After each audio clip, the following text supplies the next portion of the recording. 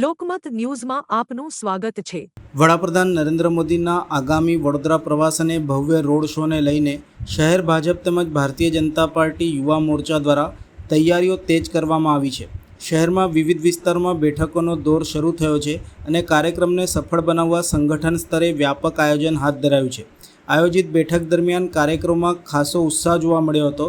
Road show દરમિયાન મોટી સંખ્યામાં લોકો જોડાય અને વડાપ્રધાનનું ભવ્ય સ્વાગત થાય તે માટે જવાબદારીઓ સોંપવામાં આવી હતી।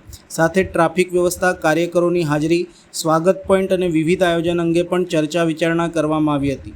બેઠકમાં ગુજરાત યુવા મોરચાના પ્રદેશ અધ્યક્ષ અને વડોદરાના સાંસદ ડૉક્ટર હેમાંગ જોશી, પ્રદેશ ભાજપના મહામંત્રી તથા મધ્ય ઝોનના પ્રભારી હિતેન્દ્રસિંહ ચૌહાણ, વડોદરા શહેર ભાજપ પ્રમુખ ડૉક્ટર જયપ્રકાશ સોની, યુવા મોરચાના આગેવાન રવિ ત્રિવેદી સહિત શહેર ભાજપ અને યુવા મોરચાના હોદ્દેદારો ઉપસ્થિત રહ્યા હતા।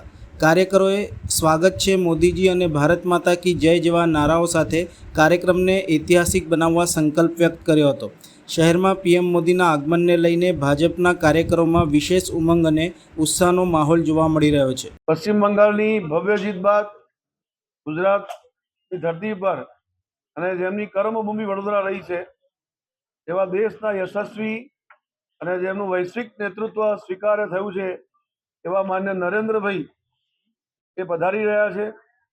સરદાર ધામના છાત્રાવાસના લોકાર્પણમાં આવી રહ્યા છે ત્યારે વડોદરાના નાગરિકો દ્વારા આ પશ્ચિમ બંગાળની ભવ્ય જીત બદલ એમનું સ્વાગત અને અભિવાદન થાય એવા પ્રકારનો કાર્યક્રમનું આયોજન દિનાંક 11 મે 2026ના રોજ સોમવારે સાંજે 5:30 વાગે ગદા સર્કલ અરણીથી એરપોર્ટ, જૂના એરપોર્ટ સુધીનો રોડ શોનું આયોજન કરવામાં આવ્યું છે। આ રોડ શોની અંદર માનનીય પ્રધાનમંત્રીશ્રીનું સ્વાગત અને અભિવાદન નાગરિકો દ્વારા થવા જઈ રહ્યું છે।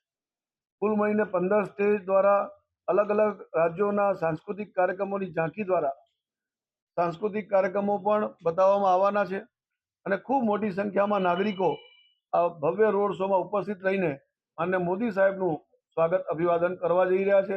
હું આપના માધ્યમથી નગરજનોને અપીલ કરું છું કે આપણે સૌ આવીએ અને મોદી સાહેબનું આવતીકાલે રોડ શોમાં ભવ્ય સ્વાગત અને અભિવાદન કરીએ। ધન્યવાદ।